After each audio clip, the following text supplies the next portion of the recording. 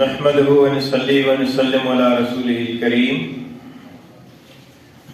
اعوذ باللہ من الشیطان الرجیم. بسم اللہ الرحمن الرحیم.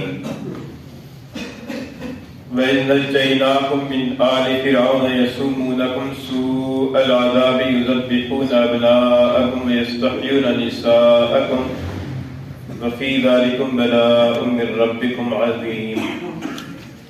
صدق اللہ العلی العظیم. وَإِذْ نَجَّيْنَاكُمْ، اور جب ہم نے تمہیں نجات دی، مِنْ آلِ فِرْعَوْنَ، فرعون کے لوگوں سے، یسومونکم،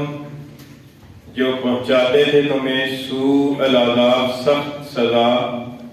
یذبحون ابناءکم، ذبح کر دیتے تھے تمہارے بیٹوں کو، ویستحیون نساءکم، اور زندہ چھوڑ دیتے تھے تمہاری عورتوں کو، وفی ذالکم بلاء من ربکم عظیم، اور اس میں آزمائش تھی تمہارے رب کی طرف سے بڑی. پچھلی دو آیات کریمہ میں اللہ تعالیٰ نے بنی اسرائیل والوں کو خطاب فرما کر یہ ارشاد فرمایا کہ اذکروا نعمتی التی انعمت علیکم، کہ میری اس نعمت کو یاد کرو جو میں نے تم پر کی، وانی فضلتکم علی العالمین، اور یہ کہ میں نے تمہیں جہانوں پر فضیلت عطا فرمائی. اب یہاں سے آگے تفصیل کے ساتھ اللہ تعالیٰ کی طرف سے ان انعامات کا تذکرہ ہو رہا ہے کہ جو انعامات اللہ تعالیٰ نے بنی اسرائیل والوں پر مختلف ادوار میں اور خصوصاً حضرت موسیٰ علیہ السلام کے زمانے میں ان پر کیے ہیں. اور ان انعامات کی تفصیل یہ ہے کہ مختلف آیات کریمہ کے اندر جزوی طور پر مختلف واقعات کا اجمالی طور پر ذکر ہے، اور یہ واقعات تفصیل کے ساتھ اس لیے بیان نہیں فرمائے گئے کہ ایک تو یہ واقعات بنی اسرائیل والوں کے جو اس وقت یعنی نزول قرآن کے زمانے کے وقت بنی اسرائیل والے تھے ان میں مشہور اور معروف تھے، اور دوسری بات یہ کہ قرآن مجید قصے کہانیوں کی کتاب نہیں ہے. قرآن مجید کے اندر قصے کہانیوں میں سے جو ایک ایسا جز ہوتا ہے کہ جس سے مخاطبین کو کوئی سبق حاصل دینا مقصود ہوتا ہے یا کوئی نصیحت کرنا مقصود ہوتا ہے، صرف اتنے حصے کو بیان کیا جاتا ہے اور اس سے وہ عبرت دلائی جاتی ہے. اور باقی مختلف مقامات پر قرآن مجید کے اندر ان بعض واقعات کی تفصیل بھی آئی ہے، جیسے آگے چل کر سورہ طٰہٰ میں اور سورہ قصص کے اندر ان واقعات کی کچھ تفصیل بھی مذکور ہے. اجمالی طور پر یہ بات ہے کہ چونکہ بنی اسرائیل بنیادی طور پر حضرت یعقوب علیہ السلام کی اولاد ہیں، اور حضرت یعقوب علیہ السلام کا جو اصل وطن تھا وہ فلسطین تھا. اس کے اندر بھی کنعان نامی بستی تھی،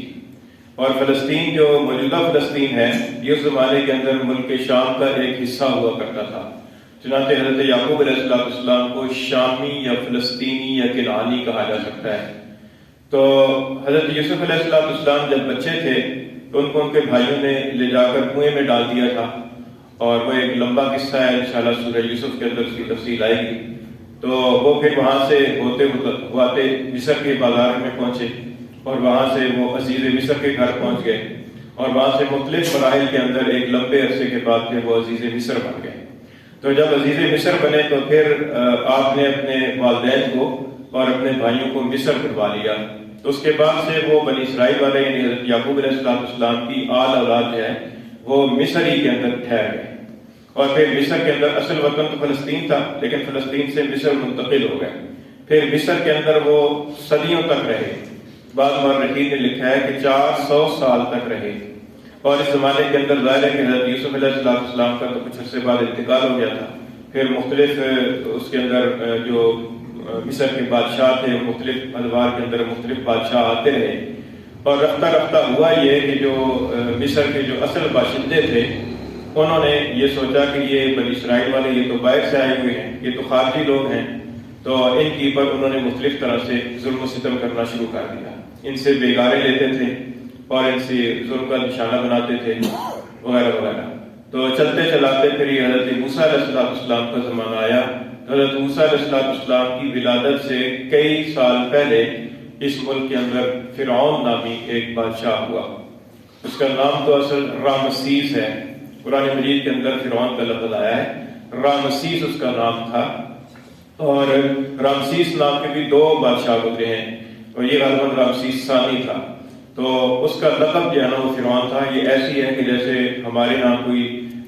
وزیر اعظم ہوتا ہے تو اسے کہا تو وزیر اعظم ہی جاتا ہے، لیکن نام اس کا مختلف ہوتا ہے، کسی کا کوئی نام ہوتا ہے، کسی کا کوئی نام ہوتا ہے، عہدے کا نام وزیر اعظم ہے۔ اس زمانے کے اندر مصر کے جو بادشاہ ہوتے تھے ان کا شاہی لقب فرعون ہوتا تھا،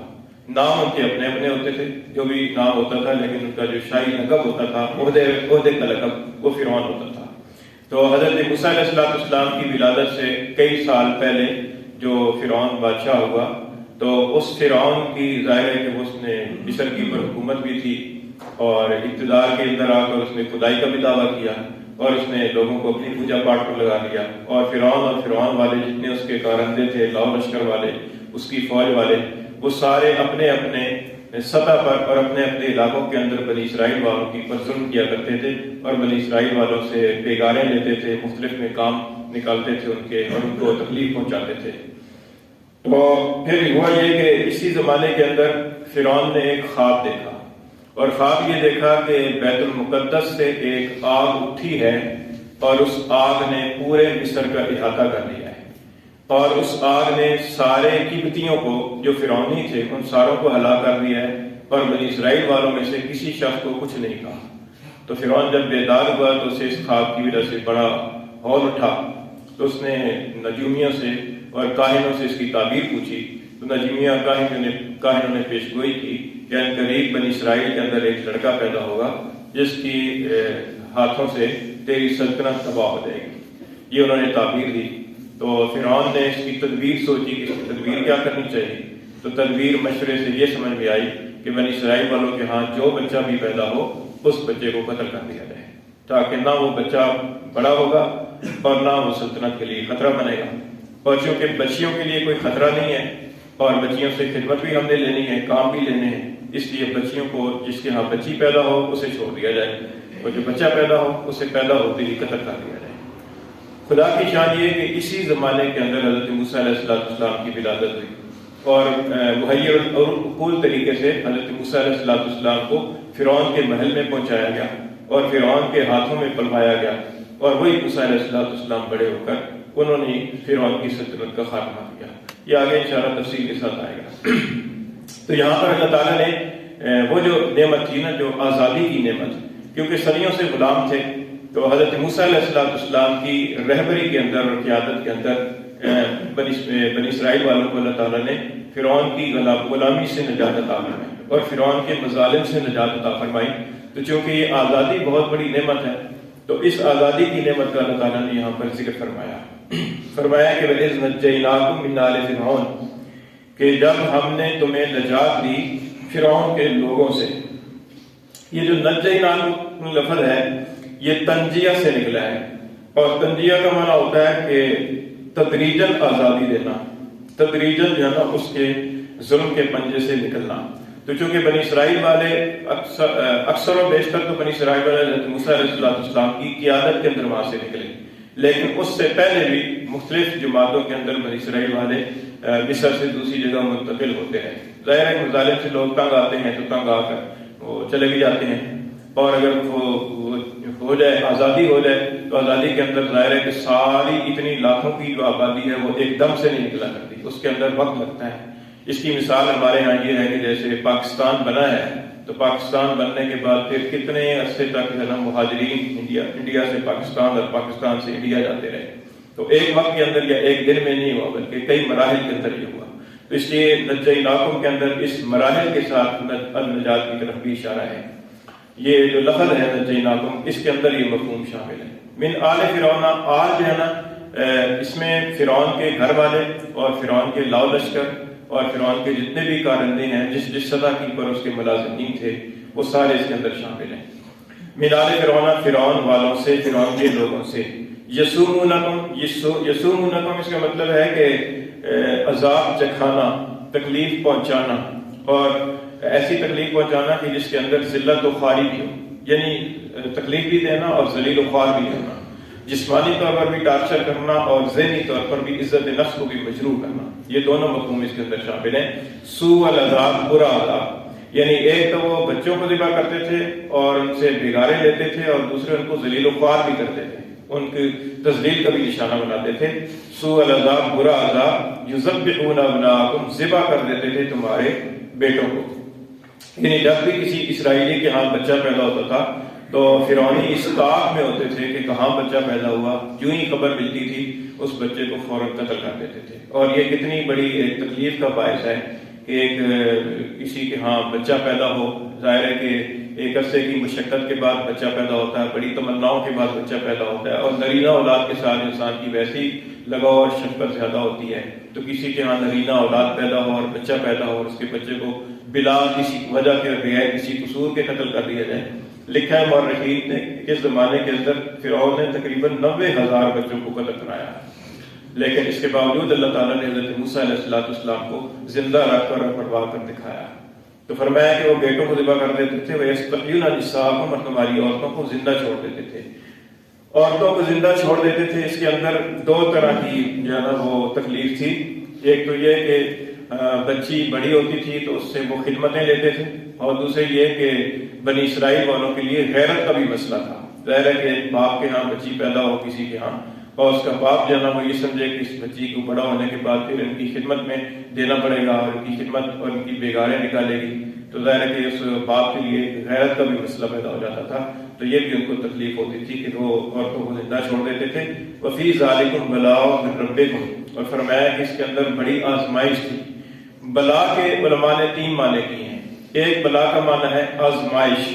تو اگر یہ دیکھا جائے کہ پیچھے اللہ تعالیٰ نے نجات کا بھی ذکر کیا ہے اور بیٹوں کو ذبح کرنے کا بھی ذکر کیا ہے، تو اس اعتبار سے یہ امتحان تھا بنی اسرائیل والوں کے لیے۔ اور اگر بلا کا دوسرا معنی یہ کیا ہے، اس سے مراد ہے مصیبت، تو اگر اس کو دیکھا جائے کہ وہ ان کے بیٹوں کو ذبح کر دیتے تھے تو یہ ان کے لیے ایک مصیبت تھی۔ اور بلا کا تیسرا معنی کیا ہے نعمت، تو اگر اس کو دیکھا جائے کہ اللہ تعالیٰ نے اتنے جابر اور ظالم بادشاہ سے بنی اسرائیل والوں کو نجات عطا فرمائی، آزادی عطا فرمائی، تو یہ ایک نعمت تھی۔ تو یہ تینوں مفہوم اس کے اندر شامل ہیں کہ یہ تمہارے لیے آزمائش تھی، نعمت تھی یا مصیبت، من ربکم، تمہارے رب کی طرف سے۔ اچھا، اس کے اندر غور فکر کرنے کی بات یہ ہے کہ یہ ظلم ستم تو ہوتا تھا فرعون کی طرف سے، لیکن اللہ تعالیٰ نے اس کو یہ فرمایا کہ یہ تمہارے رب کی طرف سے آزمائش تھی۔ اس سے یہ معلوم ہوتا ہے کہ صاحب اقتدار لوگوں کی طرف سے عوام کی پر جو ظلم ہوتا ہے وہ دراصل اللہ کی آزمائش ہوتی ہے۔ ہوتا تو وہ اقتدار والوں کی طرف سے ہے، ہوتا تو وہ حکومت والوں کی طرف سے ہے، لیکن اس کے اندر دراصل جناب انسان کے اپنے اعمال کا، اپنی بدعمالیوں کا قصور ہوتا ہے، اور اللہ تعالیٰ کی طرف سے بادشاہ کو یا صاحب اقتدار کو وسیلہ بنایا جاتا ہے ان کو مارنے پٹوانے کا۔ تو اس لیے ہم جو اس طرح کی چیزیں آتی ہیں ہمارے سامنے، جیسے مہنگائی ہو گئی یا اس طرح کی اور باتیں، تو ہم حکمرانوں کو کوستے رہتے ہیں، یہ غلط بات ہے۔ حکمرانوں کو کوسنے کی بجائے ہمیں اپنے بد اعمال کی اصلاح کرنی چاہیے، کیونکہ یہ دراصل اللہ کی طرف سے، ان کی ضرورت نہیں ہے کہ دنیا والوں کی وہ کسی کو تکلیف پہنچا سکیں، یہ تو اللہ کی طرف سے آزمائش آتی ہے اور اللہ تعالیٰ ان کو واسطہ بناتے ہیں۔ اس لیے حدیث میں آتا ہے کہ حکمرانوں کو برا بھلا نہ کہو بلکہ اپنے اعمال کی اصلاح کرو، اللہ تعالیٰ سے اپنے حقوق اللہ تعالیٰ سے مانگو۔ تو اس لیے یہاں پر اللہ تعالیٰ نے یہ فرمایا کہ یہ اگرچہ ظلم تو ہوتا تھا فرعون والوں کی طرف سے، لیکن اللہ نے فرمایا کہ یہ تمہارے لیے آزمائش تھی تمہارے رب کی طرف سے، عظیم بڑی آزمائش۔ تو یہ بڑی آزمائش تھی اور بڑی مصیبت تھی تمہارے لیے تمہارے رب کی طرف سے، اور اس میں جھنجھوڑا جا رہا تھا بنی اسرائیل والوں کو تاکہ ان کے اندر غیرت اٹھے اور وہ آزادی کے لیے اٹھیں اور اس ظلم و ستم کی چیز سے آزادی حاصل کریں۔ تو من حیث القوم اللہ تعالیٰ نے ان کو جھنجھوڑا۔ آج اس لیے اس کے اندر ہمارے لیے سبق یہ ہے کہ ہمیں من حیث القوم آج سے 75 سال پہلے آزادی ملی ہے، ہم نے اس آزادی کی نعمت کا کیا شکر ادا کیا؟ ہم نے اس آزادی کی نعمت سے برا ہی فائدہ اٹھایا، اور اس کا نتیجہ یہ ہے کہ آج ہم ذلیل و خوار ہو رہے ہیں من حیث القوم۔ تو اس لیے قومی سطح پر ہمیں اس کے اندر فکر مند ہونے کی ضرورت ہے کہ یہ جو آزادی ہے یہ اللہ تعالیٰ کی بہت بڑی نعمت ہے، اس نعمت کی اگر ناشکری کریں گے تو پھر اللہ تعالیٰ کی طرف سے سزا بھی بڑی سخت آئے گی۔ اور ایک قوم کے لیے من حیث القوم 75 سال کا جو عرصہ ہے یہ سنورنے کے لیے اور سنبھلنے کے لیے ایک بہت بڑی مدت ہے۔ اس مدت کے اندر ایک قوم جو ہے نا پوری 1-2 نسلیں گزر جاتی ہیں، اس عرصے کے اندر انسان کو سنبھل جانا چاہیے اور اللہ تعالیٰ کی اس نعمت کا شکر ادا کرنا چاہیے۔ فرمایا کہ وَإِذْ نَجَّيْنَاكُمْ، اور جب ہم نے تمہیں نجات دی، من آل فرعون کے لوگوں سے، یسومونکم، جو پہنچاتے تھے یا چکھاتے تھے تمہیں، سوء العذاب، سخت عذاب، یذبحون ابناءکم، ذبح کر دیتے تھے تمہارے بیٹوں کو، ویستحیون نساءکم، اور زندہ چھوڑ دیتے تھے تمہاری عورتوں کو، وفی ذالکم بلاء من ربکم عظیم، اور اس سب میں آزمائش تھی تمہارے رب کی طرف سے بڑی۔